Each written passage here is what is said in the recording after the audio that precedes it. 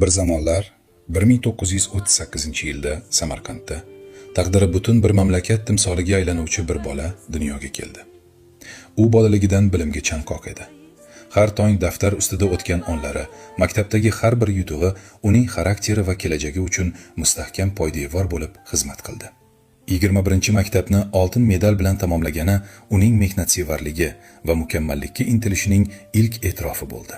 Toshkent Politexnika institutiga kirishi unga muhandislik olamini ochdi. Keyinchalik Toshkent aviatsiya ishlab chiqarish birlashmasidagi faoliyati davomida bilimlarini amaliyot bilan uyg'unlashtirdi. Il-76 samolyotlari, ulkan sexlar, mashaqqatli mehnat. Ammo u bu bilan cheklanib qolmadi.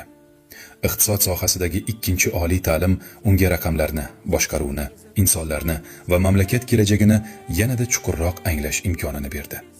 Davlat reja qo'mitasidagi faoliyati esa millionlab insonlar hayotiga ta'sir qiluvchi qarorlar qanday qabul qilinishini o'rganishiga zamin yaratdi.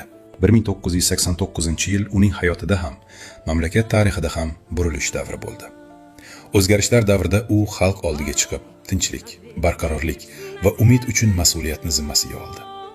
Xalq esa unda nafaqat rahbarni, balki xalq dardini tushunadigan va odamlarni tinglay oladigan insonni ko'rdi. 1990-yilda u rasman O'zbekiston SSRning birinchi prezidenti bo'ldi. Где пароход в ночи надрывно прогудел, где понимает небосвод, где понимает небосвод, что без тебя осиротел. Я только там, где нет меня. Bir zamonlar 1938-yilda Samarqandda taqdiri butun bir mamlakat timsoliga aylanuvchi bir bola dunyoga keldi. U bolaligidan bilimga chanqoq edi. Har tong daftar ustida o'tgan onlari, maktabdagi har bir yutug'i uning xarakteri va kelajagi uchun mustahkam poydevor bo'lib xizmat qildi.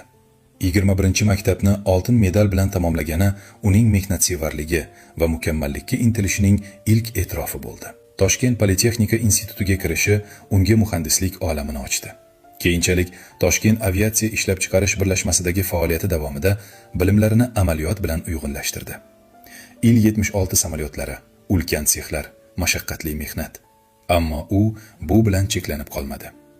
Iqtisod sohasidagi ikkinchi oliy ta'lim unga raqamlarni, boshqaruvni, insonlarni va mamlakat kelajagini yanada chuqurroq anglash imkonini berdi. Davlat reja qo'mitasidagi faoliyati esa millionlab insonlar hayotiga ta'sir qiluvchi qarorlar qanday qabul qilinishini